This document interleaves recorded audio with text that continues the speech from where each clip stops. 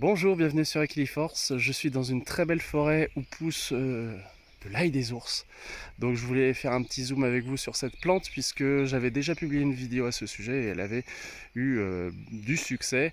Pour reconnaître cette plante, déjà, faut s'habituer à voir la feuille. Alors attention, c'est une feuille qui ressemble à celle du muguet, qui également a cette forme-là.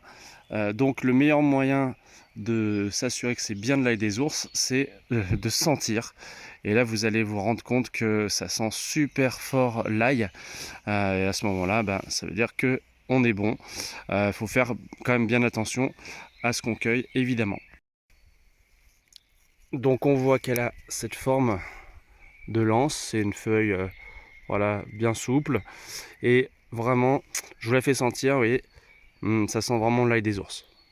Et je vous conseille d'attendre d'être à la maison pour les déguster parce qu'il vaut mieux les rincer au moins, vu que c'est une plante sauvage et comme les myrtilles et d'autres plantes qui sont à portée des animaux, il peut y avoir des restes d'urine de renard par exemple qui transmet parfois l'échinococose, une maladie qui est pas très cool, qui a des conséquences assez sévères. Du coup voilà, si on le mange cru, il vaut mieux bien le rincer. Et moi personnellement j'aime bien l'intégrer à des quiches, à des tartes salées et vraiment c'est excellent.